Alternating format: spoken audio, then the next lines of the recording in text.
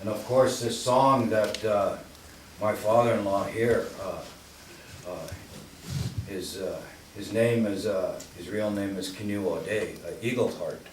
That's his name, Anishenabeg name. And of course, his brother here has been alongside him all these years, and they both hold a real respect in our communities as esteemed elders and passing on of the Aboriginal tradition to many of the young ones. And I was fortunate enough to be welcomed in this family and be joined with one of his many daughters. Of course, he has 14 children, 7 sons and 7 daughters, and of course some of them are not living. And of course, this is a hard time for him now, and as some of you know, and some of you might not know, he lost his beloved wife of 65 years and his partner and friend here last winter. So we lost somebody we all share with him, the grief. And so it's good that you come here and lift him up and boost him up and encourage him. And but yet, still now he's still grieving and not up to that level which he usually is. And so he's I thank you for coming over here, and in a lot of ways I believe why he didn't want to go over there is because in our tradition it's proper for a man to kind of isolate himself from the crowd and be by himself and stay amongst his close kin.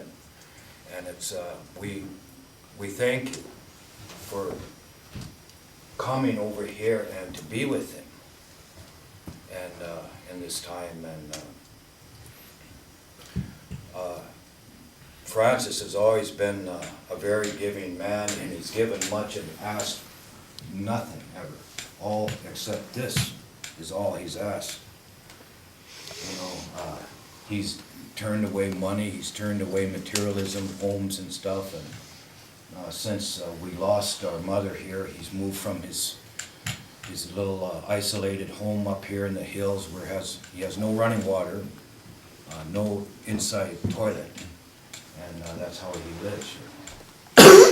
And so he believes that the conveniences of modern life sometimes put a strangeness in a man and a woman, and we lose our contact with nature. So this is an honor for him to pass on this song, and the man who had this song, Many Eagles said, and this is one thing that I guess him and I, we have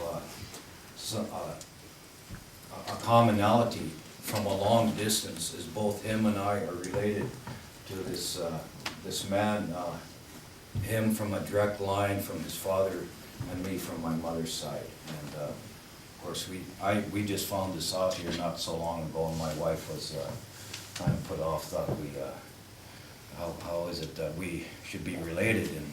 But I said, well, don't worry about it. It was a long time ago. Our paths have crossed again. But anyway, this particular man was highly esteemed amongst our people at the turn of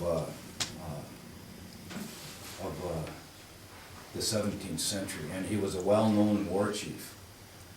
And at that time, the history of the Anishenabeg here and the Métis is filled with many, many stories of warfare with the Dakota, and the warfare that had started in perpetuality over 500 years ago out in the Great Lakes area. And I was telling my new friend and brother here, Mr. Belcourt, about that, how the Iroquois and Dakota had chose to suppress the people and in slavery. And so they allied and the people, the Ojibwe people, and that warfare was a running warfare for a long time. And as our people moved into this country across the river here, that warfare continued. And many of the men of the North and the East would come here and join in and into the war parties and stuff that would head to the south and engage many of the events that came up to the point of Buffalo Lodge. And Mini Eagle Set was chose to lead that war party. And I was telling these esteemed gentlemen last night the story behind it, and from as long as I can remember, whenever I talk to the elders, our dear elders, and many of them have passed on, this story would come up all the time. This was a favorite story, and about Buffalo Lodge and about Mini Eagle Set, and how the combined people, the Métis, the Ojibwe, the Assiniboine, the Cree, they met here in Turtle Mountain in such a vast force of men that at those times in those years, it was unheard of to gather people in such a large amount, especially males, in the range of 12 to 1,500 people for one sole purpose. Warfare was a skirmish thing, and it was a protecting of one's boundaries and one's families and stuff. But because of that, we didn't know at that time for many years what preceded the gathering of this and the giving of the Sundance and the song in itself, what would lead up to it. And we have common friends amongst the Dakota who live at Spirit Lake, and amongst them are some of the descendants of the Little Crow people, and Chief Wanatot, who had, well, I guess in days of old had been. And so when it comes to that, the people are really in despair. And this is the story that Ambrose and Ephraim had told us. And of course when a band of people in those days almost virtually lose all their children, their link to the future is cut off. And in those days it was a common tradition to, if that was to happen, you would replace your children. And so the only way to do that is you would go amongst your enemy and steal his children and raise them as your own. Kidnapping. And of course, the chief who was part of that band, his name was Wanaton, means charging in the Dakota language. Wanaton means to charge and charge and charge. And he was a notable chief and a plague to our people. Anyway, while the people had gathered, a combined large village of people at Mountain, a place called Mountain, and there's a little town called that today out there. And Assiniboine, the Cree, Ojibwe, and the Métis people. So the men left for the west, virtually leaving almost all the women, old people, and children there. And the women were supposed to meet them almost halfway here at Turtle Mountain in some days' time. Well, according to these two men, Little Ghost and Ephraim Hill, they had come there to steal children, therefore they had scouted out. So when the men returned and did not find their women at Turtle Mountain and stuff, and the camp had moved, they went back, left, much of the meat that they had, they just left it on the ground to spoil, concerned with their family, and they came back and they found a village full of chaos and death. And when they looked amongst the bodies, they found that there was 30 to 40 of the children were gone. There was no trace of them. And some of the survivors who had run from the village had told that the Lakota had fell upon the camp and had wreaked havoc. And that they were there to take the children, that the children were all taken. Anywhere from 3 years on up to possibly 10 years old. And they carried him off, heading west and to the south. And so at that time, there was a rushed meeting, and at that time, the most distinguished warrior and successful warrior amongst the people was Métis Eagle. And also, he was a man known to also have powers from the thunder, had been adopted by that particular being. So in those days, as a custom, they painted a leather glove red. They painted it red with some kind of a dye, and they filled it with tobacco, and they sent it out to all the bands, and that was an invitation to come to war. And of course, the runner who sent it, he would tell the cause and the reason why. And there was many, and they were to gather at Turtle Mountain within a short time. And so many days, and this was all hurried. And sure enough, here at Turtle Mountain, right here in the middle of it, on the south side, within days, there had gathered 12 to 1,500 men from not only from the people that had come out of the village, but many relatives. In those days, everybody was related somehow. And so it was agreed upon to go 2 days' march to the southwest. You have to remember, in those days, many of our people weren't mounted, had horses. It was a rare thing, and a man who had horses was a man of wealth. And the Dakota were well mounted, but we had the firearm. And so that made us in some ways equal, but at a greater advantage.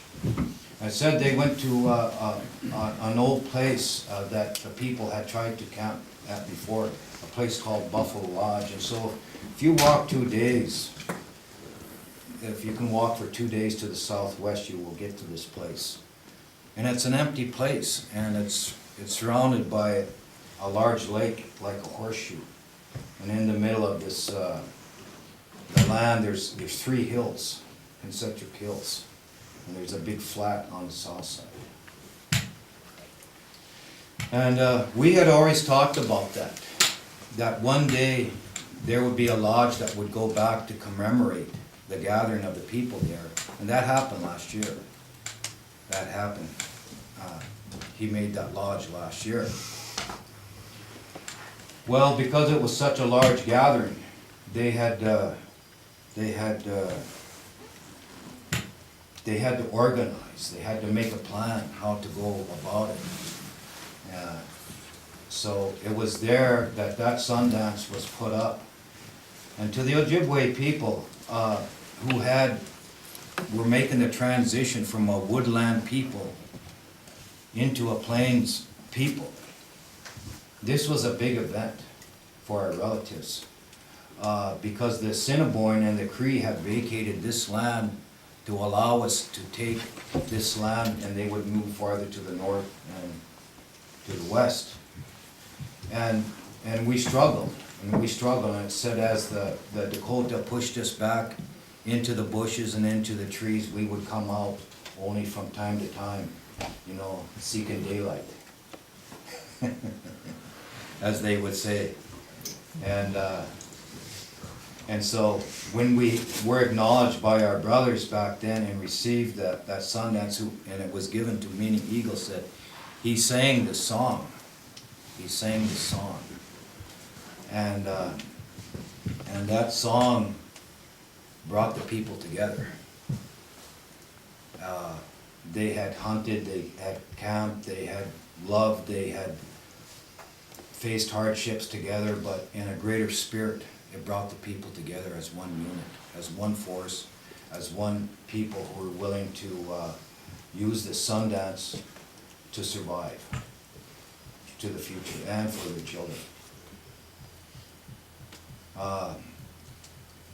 To go not too much more into that story, it said that after that, the people of the Dakota who were close were sneaking up in capes that were made of wolf skins and coyotes, sneaking up, trying to look in to attack but they saw that there was too many of the combined force, and it would be a folly for them to try to ambush, such a large force of men who had a purpose.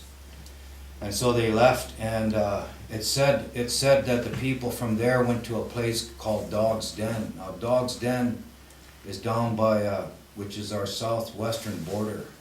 It's a place down by Butte, Balba. There's a big high butte, and apparently there used to be wild dogs who made dens in there, and there used to be a place where people would go to get pups and raise them and try to domesticate them and use them as, for help for hunters. And of course, the women were in charge of those. So anyway, it was on top of this butte of Dog's Den that they seen the sacrifice and the offering of the Dakota for these children. And in those days, when an enemy passed from their enemy territory into their own homeland, they would make an offering if they had been successful. And the offering they made there on top of the bushes of Dog's Den was all these little children's clothes. Our style of clothes back then. Their moccasins, how they were made, and their little girls' dresses, and all of that. That was laid out, all there, and there was sprinkled tobacco on that. And they had given them their own clothes, their own tribal clothes, and so that was the first stage of their own adoption. So it was that's the events that led to that, the giving of that song that Mini Eagle sang. He sang it twice there. And apparently when they raised that center tree, Lone Man, it said that he sat in the crotch of that poplar, that thunder tree. There was 3 limbs that went up. He sat in there and he sang. And as he sang this song, the rumbling of the thunder came up immediately. And then of course they put it in the ground. He climbed down. That's something no man here who's ever put up a lodge has dared to try to do. It's because of the fear, but he had that relationship, a strong relationship. And then again, he sang that song, and so my part with him is these songs that he's given to me. I have tried my best, and when I was taught by my elders, which includes him and Louis, we don't put our own spin on these songs. We don't try to sing them in a way that would make them ours. What we do is we articulate the song and sing it exactly, every note, every level, tone of voice, even our tone of voice, we try to copy how that previous owner, and of course that previous owner, he sings it like that previous owner. And so the song never changes in its tone or its melody, and that's the strength of that song. Unfortunately, we see someday some of our singers have changed a little bit of the songs, and that's my part in it, is to help carry the strength of the melody for him. So that will come true, and of course Louis too. And it's both their songs. So I guess at this point we have brought this drum here. I'm the keeper of this, and this is the oldest drum here in Turtle Mountain. It's over 120 years old, and used to be up north, across many of the Soto reserves that are in Manitoba and to the south, and finding was given down here. And so this is either a son or a grandson of the original big drums that were given in the old days. But that's another story itself, so we're fortunate to have that. These two men remember this when they were children, when their father brought them up to, I believe it was either Swan Lake or Long Plains. They remember this when they were children, this one. So, this is why we brought it out for the giving of this, and also that the spirit of this grandfather might help you people who are going to receive this song and use it in a way that will cause unity, healing, and strength for our future. So our people will go on. That our children might find useful purpose in what you elders have to teach and have to say, that they may make some kind of a connection with the past, and it might be relevant and important to them as young people today. And many young people have a hard time to make that connection from the past to the present for their future. The people use medicine, the people use the strength to stir their spirit. And that's what the song does. So that's all I have to say at this point. And I believe we are going to, we have two things. We're going to give a name. And I think at this point, we will continue in this path at this time, and we will have that naming ceremony after we have this singing of this song. We will sing this song several times. This song has to be introduced in a way, you can't just sing it. So there will be two other songs sung prior to Mini Eagle's song. And when we will let you know when that song comes up.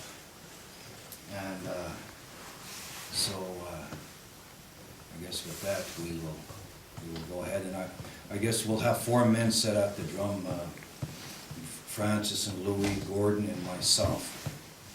There's 4 sticks here. This one here asked that no foreign sticks be put on it, the beaters. So this is why they have their own beaters. So. Anyway, I guess we'll go ahead with that. So, oh yeah, okay. Yeah, go ahead.